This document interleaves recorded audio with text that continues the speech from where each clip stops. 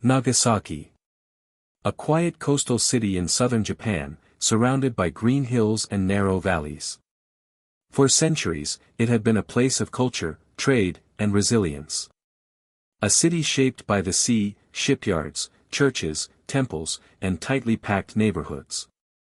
It was the summer of 1945. Japan had been at war for years.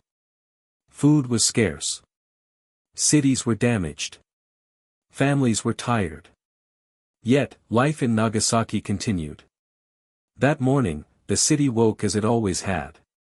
Workers walked toward factories along the Urakami Valley.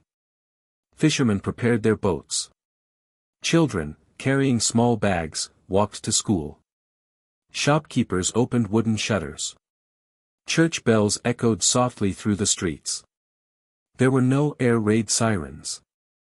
No warnings. The sky was clear. Calm. Blue. Nagasaki had been spared the worst of the bombings so far.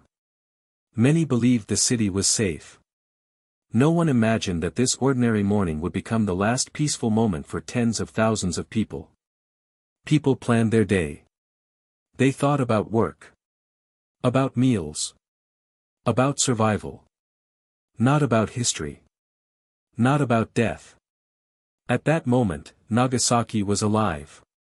Unaware that the world above it had already made a decision. August 9, 1945.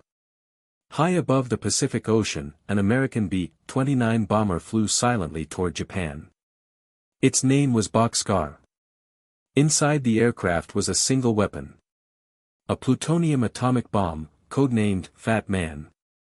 Just 3 days earlier, Hiroshima had been destroyed.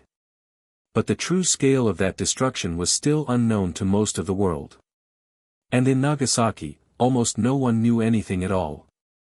The original target was another city, Kakura. But heavy clouds covered it. Fuel was running low. Time was running out. A decision was made mid-air. The target was changed. Nagasaki. As the plane approached, the city below looked peaceful. No sirens. No fighter planes.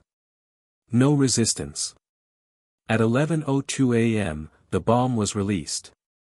For a few seconds, it fell silently. Gravity pulled it downward. Toward homes, factories, churches, schools, and people who had no idea what was coming. Then, everything changed. A blinding flash of light erupted over the city. Brighter than the sun.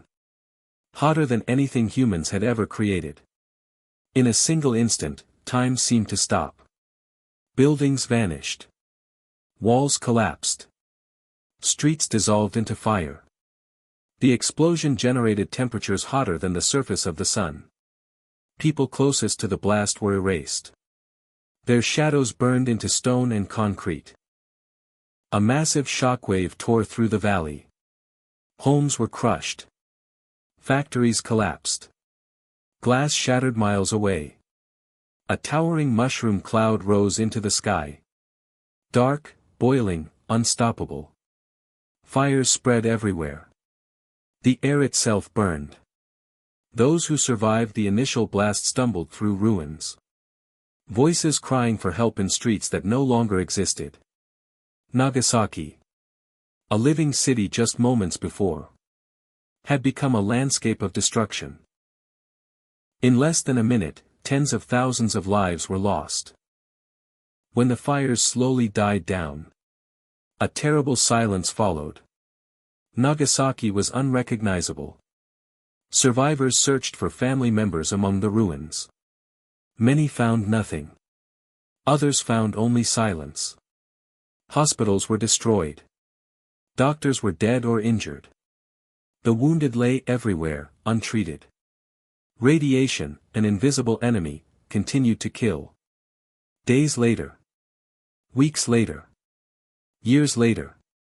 Children fell sick. Hair fell out. Skin burned without fire. The city had survived the blast. But the suffering had only begun. On August 15, 1945, Japan surrendered. World War II ended. But for Nagasaki, the war never truly ended. The memories remained. The pain remained. Today, Nagasaki stands rebuilt. A modern city. Peaceful. Beautiful.